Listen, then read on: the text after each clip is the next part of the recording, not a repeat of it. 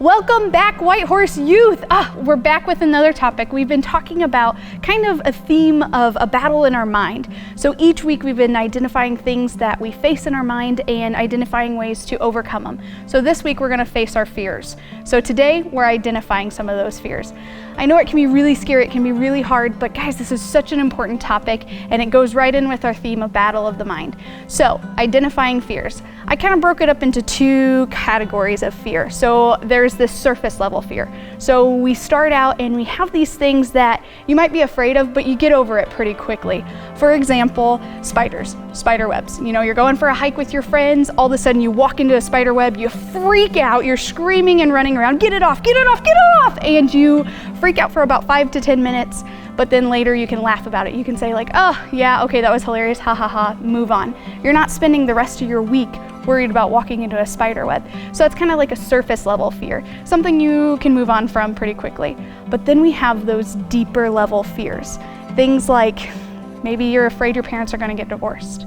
Things that you don't talk about with your friends typically. And sometimes you even have a hard time talking about it with yourself and identifying it yourself. Those deeper level things that might even keep you up at night. Am I going to make the right choice for college? Am I ever going to get married? Am I making the right choice in friends? Things like that, deeper level fears. And I'm just going to be open and honest with you guys today.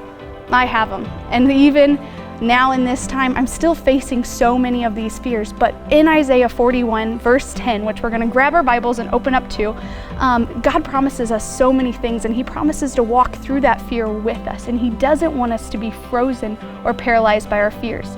This right here, doing this right now, being a youth leader, is one of my deepest fears. I have this fear that I'm really going to mess up, that I am just going to screw all of this up, and then I'm going to be rejected by the church. They're going to have to tell me, Jessica, you screwed up too much, get out. Those are my fears, that I am really going to mess this up, that I'm going to screw up so bad that I get rejected. Those are two of my deepest fears. I stay up at night and I have to pray and I have to cry out to God because I am so afraid of messing up and being rejected. But this in Isaiah 41, join me please, because this is what I've been standing on to face those fears. He says, do not be dismayed, for I am your God, and I will strengthen you and I will help you. I will uphold you with my righteous right hand. That first part, He tells us, don't fear, I'm with you. So if God is asking me to be a youth leader, He's not going to have me rejected. He's not going to let me mess up. He's going to be with me. He promises whatever we walk through and He calls us to, He's going to walk it out with us. And we don't have to be afraid. We don't have to be frozen or paralyzed by our fears because He's with us. He's strengthening us.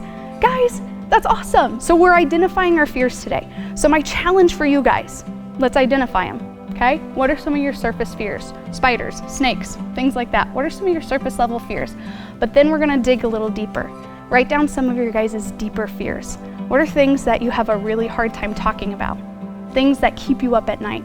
We're gonna identify those things, and next time we get together, we're gonna face those things. And during our live chat, you don't have to share these things because I know it's super personal and I know it can be really, really hard, but I challenge you, we're doing tough stuff right now, and you guys are doing fantastic. And you're going to be amazed at what God does and how He moves through you. So to help us kind of face those fears, I want you guys to also, well, after you identified those fears, I want you to write down 2 or 3 people in the Bible who faced a serious circumstance. They could have been paralyzed by fear, but they weren't. How did they overcome that circumstance? So write down some fears, write down people who were victorious, and we're going to talk about it tomorrow. Love you guys, and I can't wait to hear from you. Bye.